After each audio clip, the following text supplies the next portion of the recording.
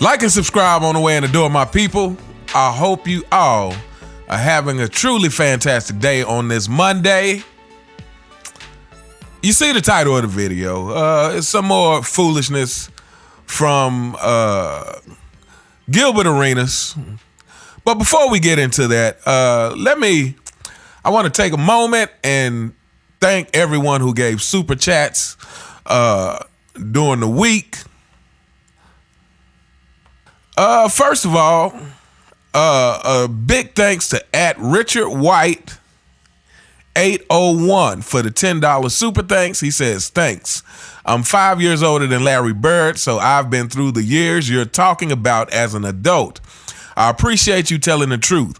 My all-time favorites are Magic and Larry, but I was not and am not blind to the fact that MJ is truly the greatest of all time. And that was, he commented that on the Growing Up in the Michael Jordan Era video.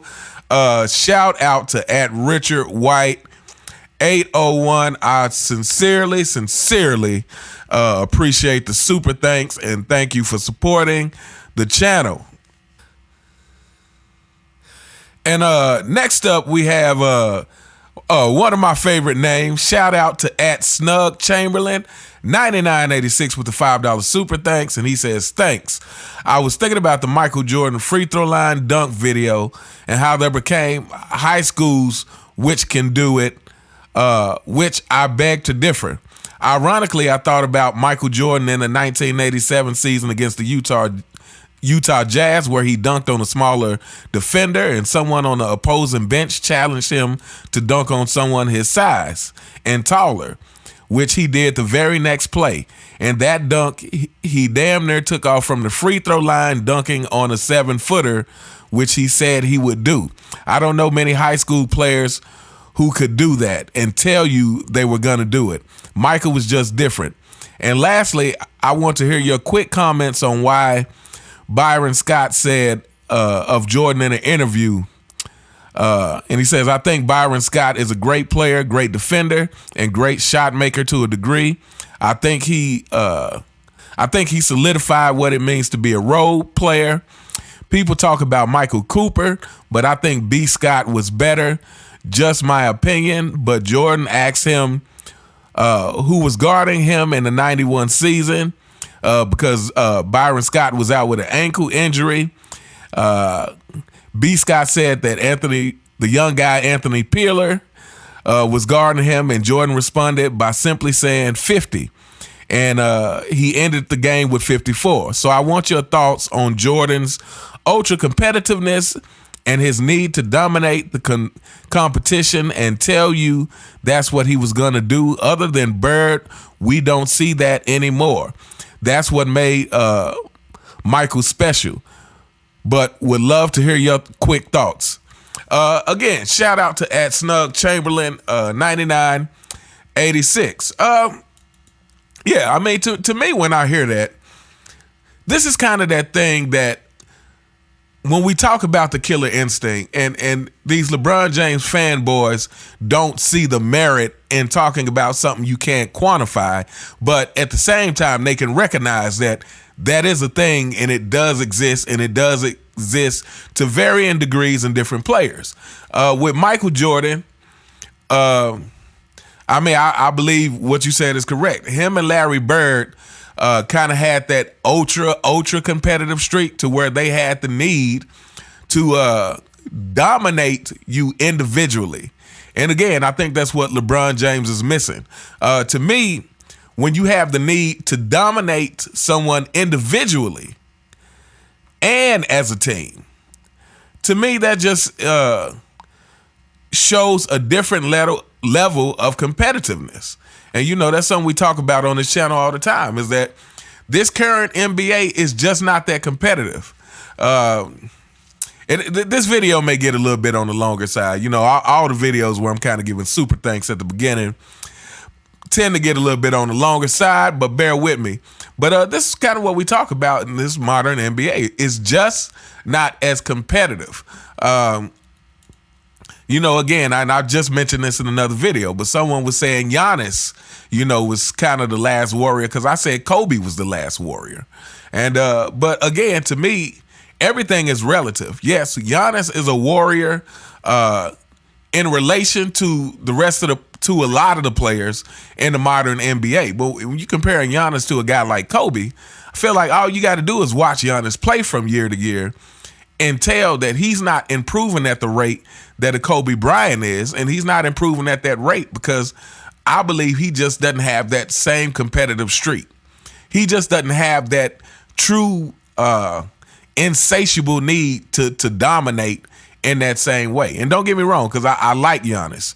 But to me, those stories that he brought up is just an example of Michael Jordan always feeling the need to let everyone know that I am above you.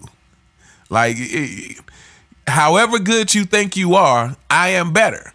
And as we all know, that is part of what, to me, that is the necessary component of what made Michael Jordan so great. That was a necessary aspect of his personality that made him so great. And, we've talked about the other things, his upbringing, coming up in a household where I think those leadership skills were cultivated.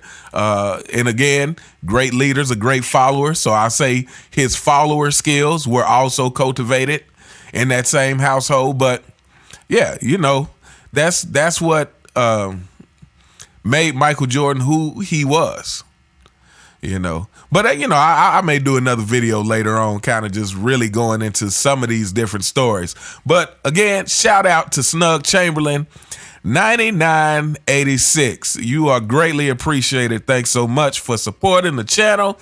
Next up, we got a familiar face. And I always have to not only shout this guy out, but shout out his wife, because they both listen to my show. At 43 Vert. You are always greatly appreciated. So shout out to you. Shout out to your wife. Thank you both for supporting the channel, and glad that I can bring some joy to you both from listening to these videos. And last but not least, we got the $5 super thanks from MJ Sup 1. Oh, MJ's up 1. Oh, okay. $5 super thanks. And he just simply says, thanks. Thanks to you so much for supporting the channel. And I can't thank everyone enough. Thank you all so much for the super thanks. Thank you all so much for commenting and liking the videos. Those of you who subscribe, those of you who are not subscribed, please hit the subscribe button. I would greatly appreciate that. And now that we're done with that, let's get into the topic at hand, which is Gilbert Arenas once again. I will say this. Gilbert Arenas, like most LeBron James fans, are a source of constant entertainment. So shout out to Dreamers Pro, because this is where I saw this and I had to go back and check out the original video. But I'm not going to play the clip. But basically, Gilbert Arenas was saying that MJ didn't get criticism at age 39 the same way that LeBron James is getting criticism at age 39. When people say stuff like this, first of all, sometimes I wondered, like, were you actually watching the games back then? And those of you who watched Michael Jordan during the Wizards years, please confirm this in the comments. But what I remember during that time is they were questioning Jordan anytime he had a bad game. Anytime Michael Jordan had a bad game, it was like, oh, he just may not be as good as he used to be. He just may not be able to get back. And then the minute he has a good game is, oh, he's back. He's back. Michael Jordan is back. So it was a lot of flip-flopping going on. Something to you fanboys can relate to is flip-flopping. Your king does it all the time. But yeah, people like Gilbert, I just like, were you watching the Wizards game? Were you watching how much they were flip-flopping anytime MJ had a bad game? I mean, come on with that. But anyway, so, Dreamers Pro bought out that, I guess one of Gilbert's teammates or another NBA player kind of checked him on that and basically was like, none of Michael Jordan's teammates was as good as Anthony Davis on that Wizards team, which obviously is very true. But the thing that I feel like people really miss when talking about Jordan's Wizards years is after he got that injury, that first injury, that knee injury in the first season, he was never the same again. And there's an interview with Tyronn Lue talking about that last season of Michael Jordan. I think he was actually age 40, talking about the fact that after every game, he would have to have this black tar-like substance drained from his knees, yet he still played all 82 games.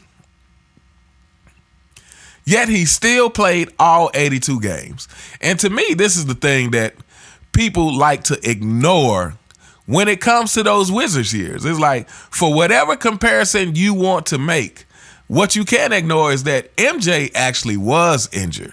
And despite being actually injured, having a real injury,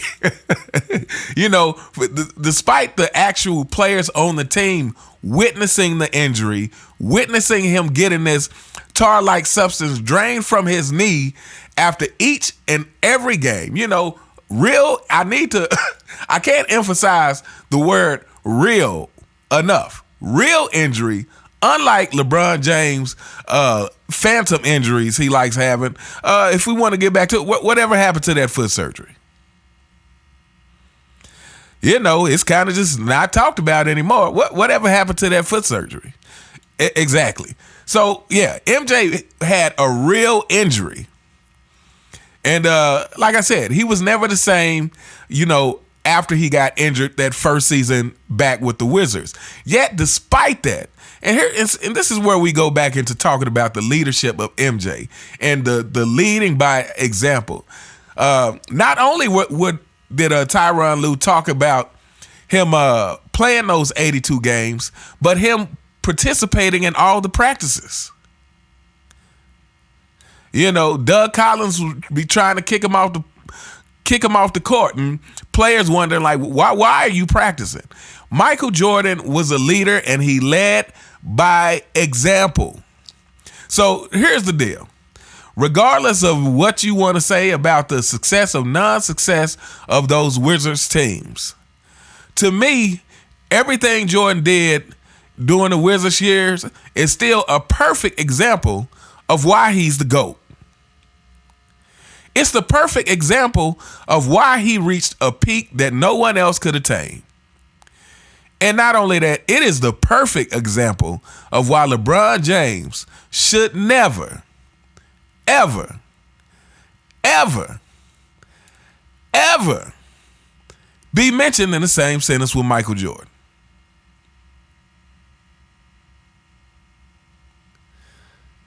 And I can't stress the never, ever enough. And so, yeah, like I said, Gilbert Arenas, typical fanboy, and,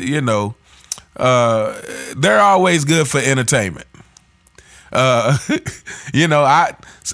know that Gilbert Arenas, I guess he trains LeBron James' son. Is that correct? Somebody let me know in the comments. I believe that's the case. But I don't know if he's an actual member of Unclutched Sports or whatnot. But, it seems like everyone who winds up in LeBron's circle one way or another starts floating out these ridiculous takes that can't even stand up. I mean, the thing about some of these takes is they're so easily dispellable. They're so easily, and this is coming from Gilbert Arenas, an actual NBA player who would say something like this. But anyway, this is not going to be a long video. Like I said, I just wanted to touch on that. And I just really wanted to touch on the fact, like I said, you can talk about the teammates that Michael Jordan had during those Wizards years compared to any years that LeBron has played with the Lakers in the older part of his career. Any years that LeBron has played with the Lakers has been a better team than what Michael Jordan had on the Wizards. And then, but like I said, to me, the main thing is Michael Jordan was injured. And everyone knew it. The team knew it. Again, this is not a phantom injury. This is not an injury where they're being vague about what was wrong with him. LeBron James is injured. What's wrong? It's the foot. Well, what's wrong with his foot? It's the foot. That's good enough, right? But anyway, yep, we gonna hold up here. Like I said, it's just more entertainment for us. Let me know what you guys think in the comments. Let me know what you guys think about Michael Jordan's Wizards years. Let me know what you think about Michael Jordan's Wizards years compared to LeBron James' last couple of years, including this season. Because like I said, no matter which way you chop it up, to me, Michael Jordan's Wizards years is still a prime example of why he's the GOAT. It's a prime example of why he reached a peak that no one else was able to reach. And that is because of that work ethic. That is because of that leadership. That is because of that lead by example. Like I said, the feeling the need to play 82 games because the fans are there to see you. That is why Michael Jordan grew the game, because Michael Jordan had a loyalty to the fans. Michael Jordan had a loyalty to the game of basketball. And that didn't end when he left Chicago. He still carried that through the Wizards years. But anyway, let me know what you guys think. You all have a truly fantastic day, and I'll see you next time. All right.